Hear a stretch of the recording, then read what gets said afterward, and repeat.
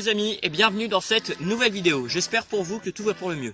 Alors dans cette vidéo, je vais vous parler d'un animal assez particulier qu'on avait vu dans ma première vidéo YouTube. Voilà, je vous mettrai un lien dans la description.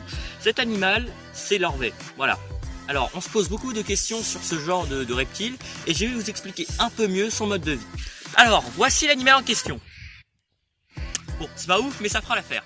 Déjà, il faut savoir que l'orvet n'est pas un serpent, c'est un lézard sans pattes. Voilà, comme je l'avais expliqué dans la première vidéo. Alors, comment on le reconnaît? Alors, je vais vous expliquer ses capacités.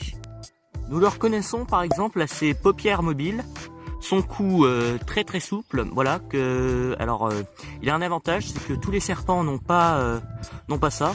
Et il a des tympans, voilà, des petits tympans, parce qu'il faut savoir que les serpents sont complètement sourds. Autre capacité, ils perdent leur queue comme les lézards, c'est-à-dire que si on les attrape par derrière, leur queue se casse et rassurez-vous, elle repousse par la suite. Mais il se déplace comme un serpent. Il n'est pas très rapide et mauvais grimpeur.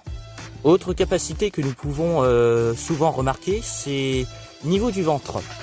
Sur le ventre, nous pouvons observer chez certaines espèces d'orvets, mais pas toutes, un reste de pattes qui est dû à l'absence de leur moignon qui est sorti. Si vous comparez par exemple leurs cousins les lézards des murailles avec l'orvet, vous verrez qu'ils se ressemblent énormément.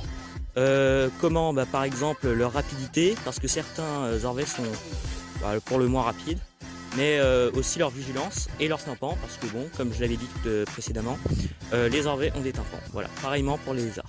Voilà, donc celui-là, bon, j'essaie de m'approcher un petit peu parce que bon, j'ai zoomé, c'est pas très pratique. Voilà, celui-là a des pattes, alors que son cousin l'orvet, n'en a pas. Alors, autre capacité que cet animal a, voilà, par exemple, là si vous voyez bien, il aime bien se réfugier dans les tas de paille, les tas de foin ou même les tas de pierres.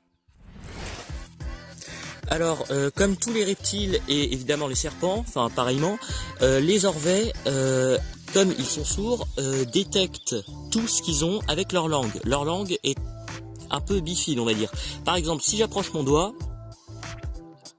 il cherchera à me lécher. Pas parce qu'il m'aime bien, voilà, par exemple, pour savoir. Donc, ce sera tout pour cette vidéo, mes chers abonnés.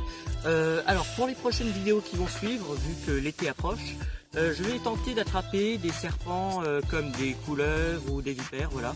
Du coup, je vous donne rendez-vous très prochainement pour de nouvelles vidéos. Salut à tous!